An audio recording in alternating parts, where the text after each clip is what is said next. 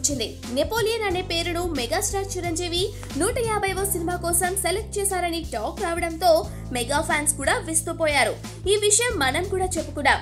అంటే గతంలో స్టాలిన్, ఠాగూర్ వంటి పేర్లు పెట్టారు కాబట్టి ఇప్పుడు నెపోలియన్ అంటే కాస్త నమ్మశక్యంగానే ఉంది.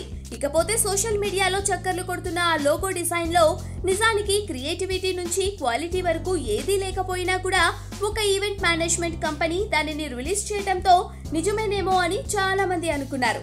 కట్ చేస్తే ఆ ఇమేజ్ ను సదర్ కంపెనీ తీసేసింది. ఇదే విషయాన్ని మరి అసలైన మెగా పిఆర్ టీమ్ ను అడిగితే క్లారిటీ వచ్చేస్తుందిగా.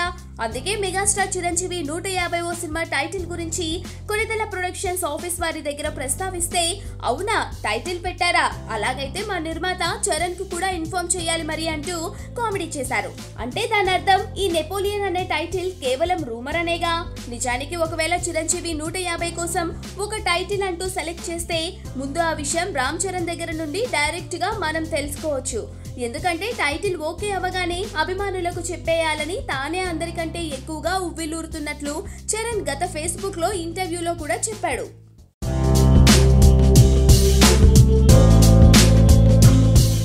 భారతదేశంలో ముఖ్యంగా దక్షిణాదిలో కమల్ హాసన్, చిరంజీవి, మోహన్ లాల్ వంటి స్టార్ హీరోలు గొప్ప నటనను కలిగి ఉన్న రజనీకాంత్ కి ఉన్న ఫాలోయింగ్ ఖచ్చితంగా ప్రత్యేకమైందే. కబాలి సినిమాని కేరళలో మోహన్ లాల్ విడుదల చేశారంటేనే రజనీకి ఉన్న ఫాలోయింగ్ అర్థమవుతోంది. ఈ స్థాయిలో రజనీ ఫాలోయింగ్ ప్రపంచం మొత్తం ఒక సునామీ అని చెప్పుకోవాలి. తాజాగా విడుదలైన కబాలి సినిమా నెగటివ్ టాక్ తెచ్చుకున్నా కూడా కలెక్షన్స్ లో, ముఖ్యంగా ఓవర్సీస్ కలెక్షన్స్ లో దుమ్ము లేపుతోందనే విషయం ఖచ్చితంగా రజనీ స్టామినా, ఫాలోయింగ్ తాలూకు ప్రతిఫలమే.